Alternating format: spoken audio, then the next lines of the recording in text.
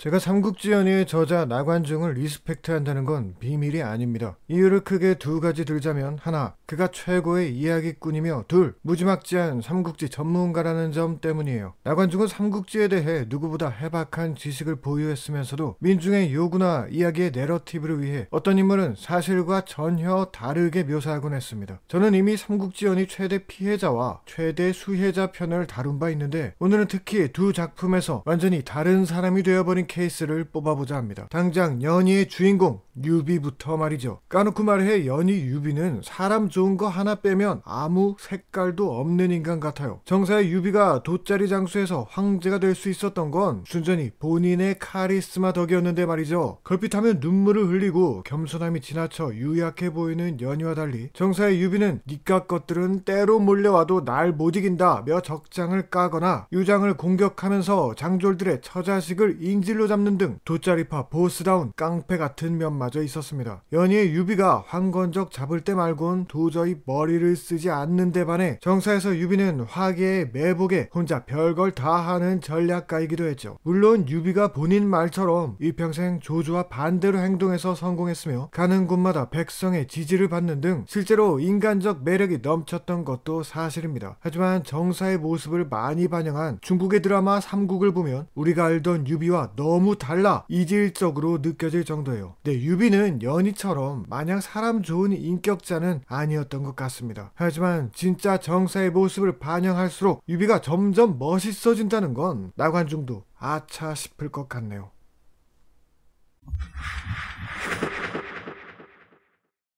연희와 정사에서 캐릭터가 아예 바뀐 대표적인 인물하면 또 주유를 빠뜨릴 수 없죠. 일찍이 주유는 제 첫 번째 랭킹전 삼국지 연의 최대 피해자 7위에 뽑힌 바 있는데, 인성과 능력을 모두 갖춘 인물 2위에 뽑히기도 했습니다. 그리고 이게 바로 연희의 주유와 정사의 주유가 완전히 다른 사람인 이유예요. 모두 아시죠? 소설에서 주유가 어떤 역할을 맡았는지. 누누이 말하지만 주유는 제갈량에게 요만큼의 시기심도 느낄 필요가 없었습니다. 잘생긴 얼굴, 유복한 집안, 쩌는 능력, 거기에 예술적 조예와 이쁜 마누라까지, 이 정도로 다 갖춘 사람이 다른 사람을 시기한다는 것 자체가 개연성이 떨어지죠. 하지만 연희의 주유는 마지막 순간까지 왜 하늘은 나를 낳고 또 제갈량을 낳았단 말인가 라며 되도 않는 열폭을 토하면서 사망합니다. 뜻을 다 펼치지 못한 걸 애석해 하면서도 담담히 죽음을 받아들이는 모습은 온데간데 없이 말이죠. 물론 너무 쩔어서 심심한 캐릭터를 이런 미친 존재감의 악역으로 만든 건 감탄이 절로 나오는 부분입니다. 주유 이후 시기심 많은 능력자 캐릭터는 종반분화돼야 종회에게서 나오는 걸 보면 나관중의 캐릭터 배분이 참 절묘하기까지 하죠. 분명 정사의 완전 무결한 주유에 비하면 연희의 주유는 인간적인 걸 넘어 찌질하기까지 합니다. 하지만 거대한 재능 앞에서도 동호를 위해서라면 무슨 짓이든 하려는 그 필사적인 모습은 삼국지의 다양한 군상들 중에서도 특히 인상적이었던 것 같습니다.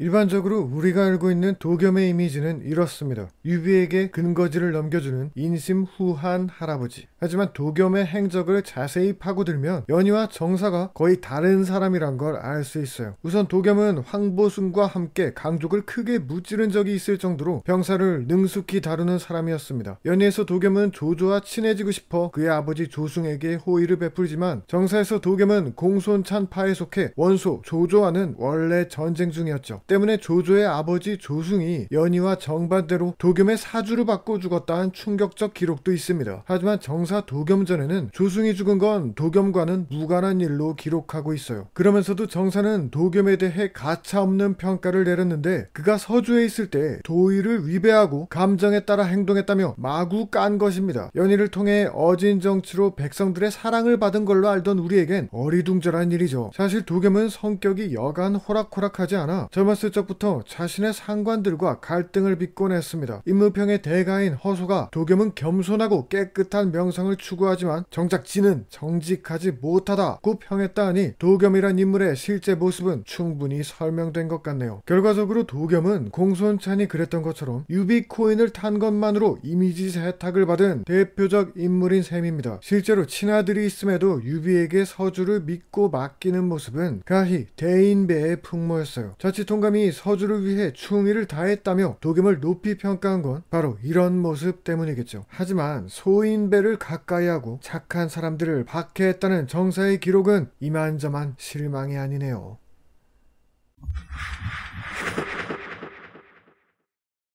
한마디로 말해 연희의 노숙은 개족밥 그 자체라 할 수 있습니다. 무능력자로 묘사된 게 전부가 아닙니다. 사람이 자기 역할에 맞지가 않아요. 전혀. 제갈량과 주유가 미쳐 날뛰는 여파로 주변의 다른 사람이 평범해질 수밖에 없단 건 이해합니다. 그 조조마저 적벽에선 단지 실수연발의 삼류군주로 나오니까요. 그런데 애당초 전쟁에서 진 조조는 그렇다 쳐도 제갈량과 주유를 이어준 유손동맹의 핵심 인물 노숙의 쩌리화는 작품의 개연성을 상당히 저해시켰습니다. 우선 노숙이 주유와 함께 항전을 주장했단 게 벌써 이상해요. 제갈량이 자기를 조조한테 파는 줄 알고 벌벌 떠는 모습을 보면 연희의 노숙은 장소랑 같이 항복을 주장하는 게 더 맞죠. 또 제갈량이 노숙을 육전에 능하다고 평한 것도 우리로선 전혀 이해 안 되는 대목입니다. 아니 잠자리 하나 못 잡을 것 같은 인간이 육전은 무슨 육전이에요. 혹시 이육전 말하는 거면 모를까. 마지막으로 주유가 노숙을 자신의 후임으로 추천했던 점은 거의 미스터리 수준입니다. 노숙은 제갈량한테 당하고 오면 주유한테 갈굼당하는 게 주 업무였어요. 처음부터 끝까지 한결같이 지력 50달이 잡장 취급이었죠. 근데 뭐 그 노숙을 대도독으로 이러면 독자들이 보기에 와 오나라 진짜 사람이 그렇게 없냐? 이 소리밖에 안 나오죠. 하지만 정사의 노숙을 본다면 이 모든 게 깨끗이 설명됩니다. 화살을 쏘면 전부 다 방패를 뚫을 정도로 화끈한 무예의 소유자, 그게 바로 노숙이었거든요. 남들의 배나 되는 총명함으로 매사에 자신감 넘치던 노숙을 오나라의 꼰대 장수는 이렇게 평하기도 했습니다. 애가 저렇게 싸가지가 없어서 되겠니? 하지만 천하의 관우를 찍소리도 못하게 말빨로 처바른 건 바로 이 노숙에게나 가능한 일이겠죠. 심지어 어린 송건에게 장차 황제가 되라고 말한 선지자격 인물이기도 했습니다. 이쯤 되면 그는 연희에서나 노숙이지 정사에선 펜트하우스라 불러야 하지 않을까요?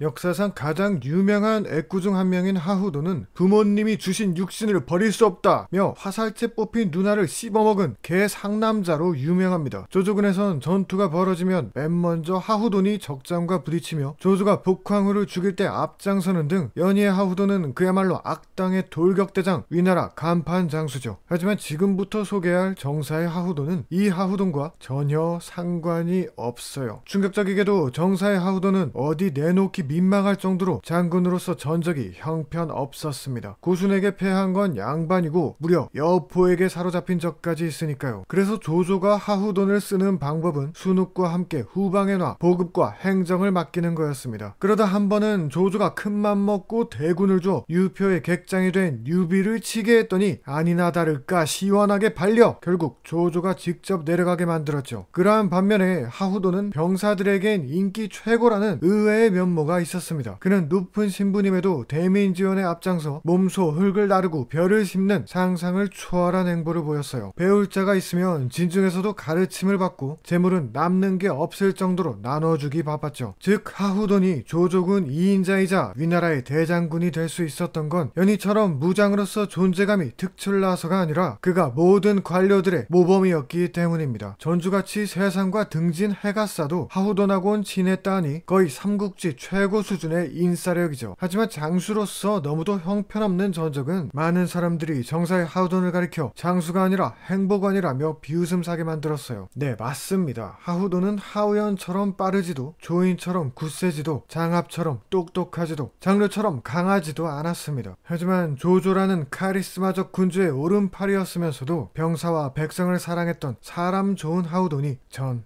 더 마음에 드네요.